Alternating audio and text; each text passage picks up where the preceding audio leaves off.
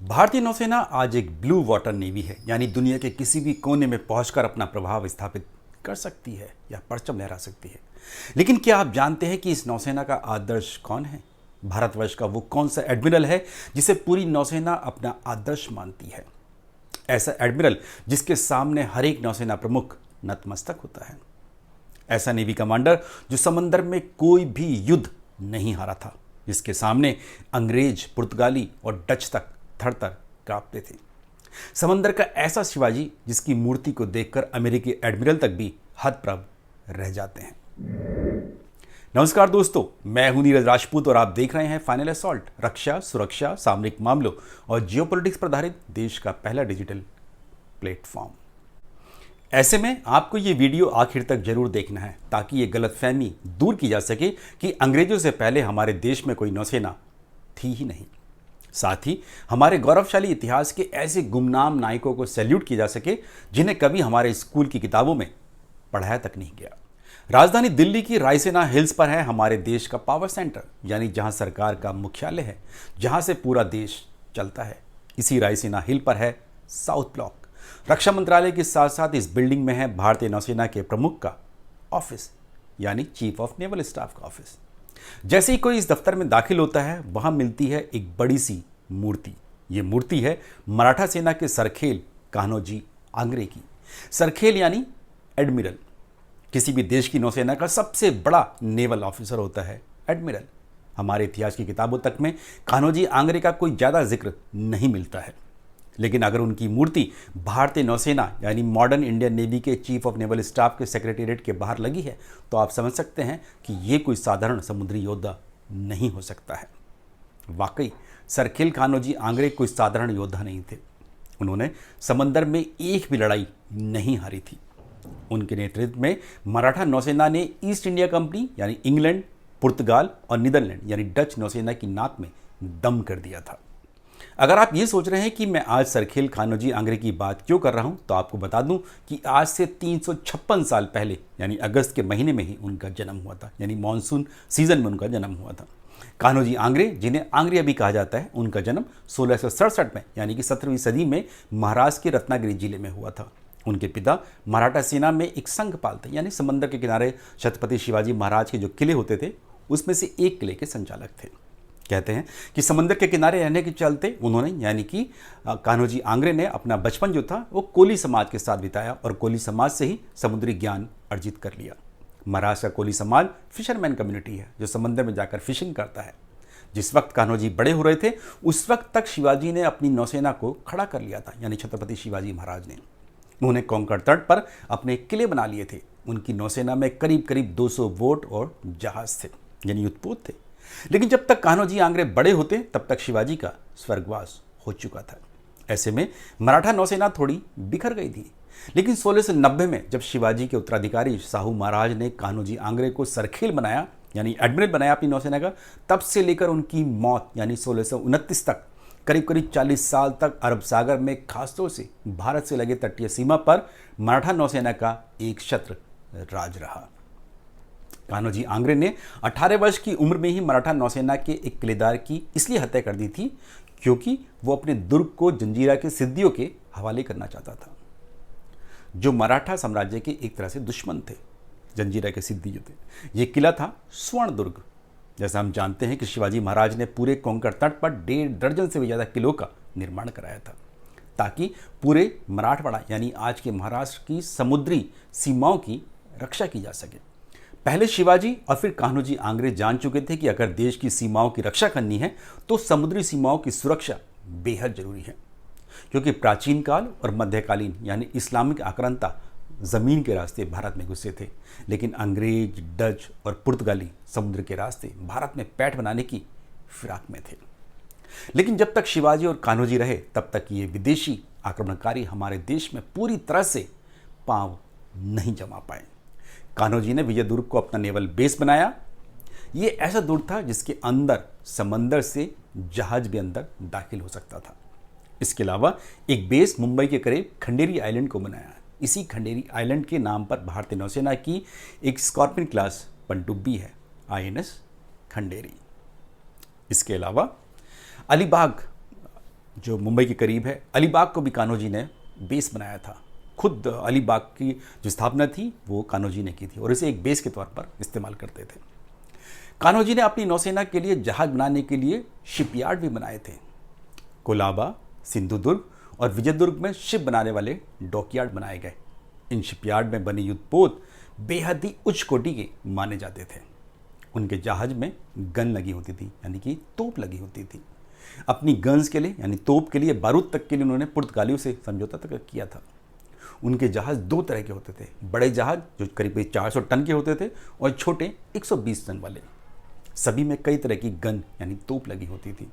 समंदर में कान्होजी की युद्ध नीति ऐसी थी कि वे समुद्र तट से बहुत दूर जाकर नहीं लड़ते थे। जो भी विदेशी जहाज महाराज के तट के करीब से गुजरता था वे उससे चौथ यानी टैक्स वसूलते थे। जो नहीं देता था उसे अपनी नेवी के दम पर कब्जा कर लेते थे।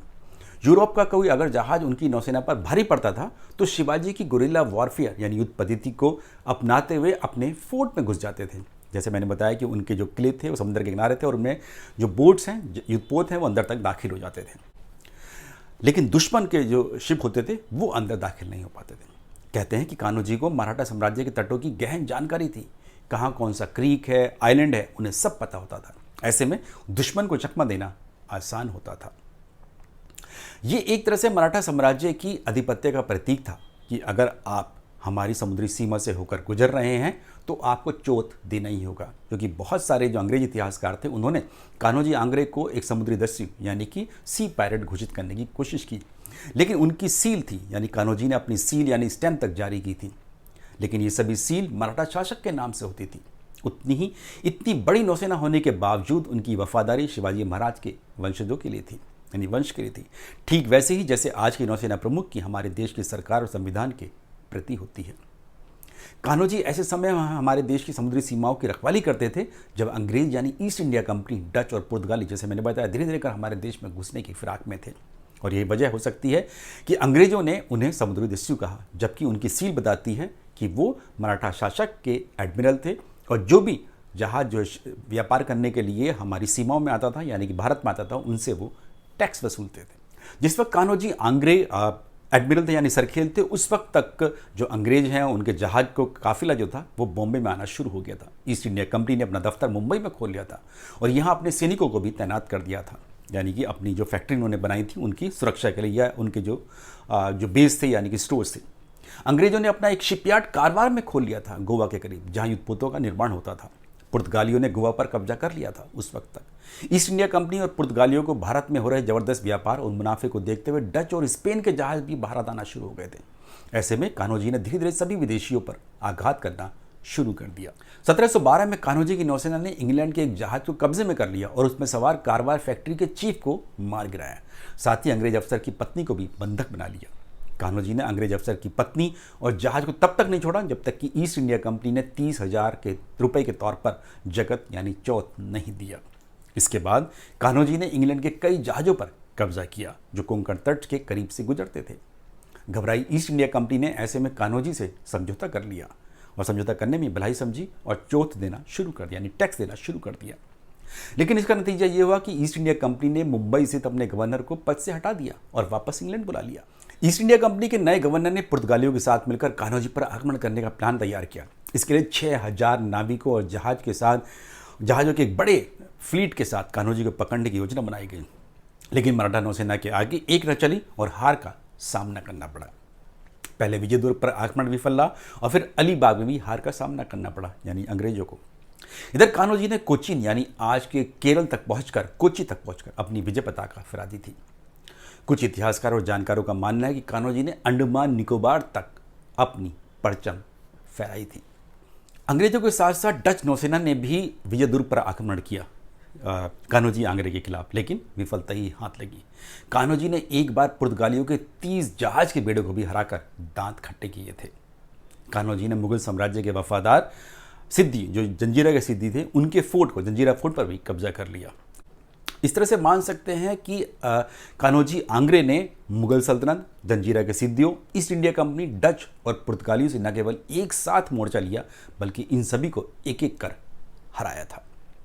ऐसे में कान्होजी भारतवर्ष के ऐसे सरखेल यानी एडमिरल की उपाधि दी जा सकती, यानी कि भारतवर्ष के ऐसे एडमिरल की उपाधि दी जा सकती है जिन्हें समंदर में एक भी लड़ाई में हार का सामना नहीं करना पड़ा, और इसीलिए उन्हें समंदर का शिवाजी कहा जाता है। अपने दुश्मनों को पूरी तरह से परास्त करने के बाद कान्होजी ने भारत की पहली फ्लीट रिव्यू का आयोजन किया था, यानी उन्होंने अपनी नौसेना के सभी युद्धपोतों और बोट्स की अरब सागर में परेड का आयोजन किया और गार्ड ऑफ ऑनर लिया। ठीक वैसा ही जैसे आज की नौसेना हर 10 साल में एक बार आयोजित करती है फ्लीट रिव्यू का। हम जानते हैं कि वर्ष 2016 में भारतीय नौसेना ने ठीक वैसे ही इंटरनेशनल फ्लीट रिव्यू का आयोजन किया था, विशाखापट्टनम में किया था, जिसमें प्रधानमंत्री मोदी और तत्कालीन राष्ट्रपति प्रणब मुखर्जी शामिल हुए थे और उन्होंने गार्ड ऑफ ऑनर लिया था भारतीय नौसेना के सभी जंगी जहाज, पनडुब्बियों और फाइटर जेट से। सलामी भी दी थी उन सभी ने, और साथ ही जो मित्र देश के जो युद्धपोत थे उन्होंने भी हिस्सा लिया था। ठीक इसी तरह से इंडियन नेवी ने वर्ष 2011 में मुंबई में इसी तरह की प्रेसिडेंशियल फ्लीट रिव्यू का आयोजन किया था। यही वजह है कि भारतीय नौसेना कान्होजी को अपना आदर्श मानती है और उनकी स्टैच्यू नौसेना प्रमुख के ऑफिस के बाहर लगी है। वर्ष 2021 में जब अमेरिकी नौसेना के chief of operations admiral Michael Gilday, उस वक्त के जब नौसेना प्रमुख थे एडमिरल करमबीर सिंह, उनसे मिलने पहुंचे तो वो उनकी मूर्ति को देखकर हैरान रह गए, हतप्रभ रह गए। उस दौरान एडमिरल करमबीर सिंह ने एडमिरल गिल्डे को कान्होजी के इतिहास के बारे में बताया और उनकी नेवल कैंपेन्स के बारे में बताया कि उन्हें एक बार भी अपने नेवल कैंपेन्स में, यानी कि समुद्र में जो उनके कैंपेन्स हुए, ऑपरेशंस हुए, उनमें एक भी हार का सामना नहीं करना पड़ा था। मुंबई में भारतीय नौसेना के पश्चिमी कमान में आज INS आंग्रे के नाम से एक बड़ा नेवल बेस है, जो अरब सागर के लिए भारतीय नौसेना के लिए लॉजिस्टिक बेस के तौर पर इस्तेमाल किया जाता है। और पश्चिमी कमान के flag officer commanding in chief का ऑफिस भी इसी बेस में मौजूद है। 1729 में, जैसे मैंने बताया, कान्होजी की मृत्यु हो गई थी, लेकिन उनकी मृत्यु के बाद मराठा शासकों ने अपनी नौसेना पर इतना ध्यान नहीं दिया। इसका नतीजा ये हुआ कि ईस्ट इंडिया कंपनी दिनों दिन मजबूत होती चली गई और धीरे धीरे कर पूरे मुंबई पर कब्जा कर लिया, और जैसे हम जानते हैं कि मुंबई प्रेसिडेंसी बना ली, और मुंबई प्रेसिडेंसी के साथ साथ महाराष्ट्र और गुजरात तक कब्जा कर लिया, और फिर तीन तरफ से, भारत के तीन तरफ से, यानी कि मुंबई, कोलकाता और मद्रास यानी चेन्नई के जरिए पूरे भारत पर अपना अधिकार जमा लिया। साफ है कि अगर कान्होजी की तरह भारत के दूसरे राजाओं ने भी अपनी समुद्री सीमाओं की रक्षा की होती तो आज भारत की तस्वीर कुछ और होती।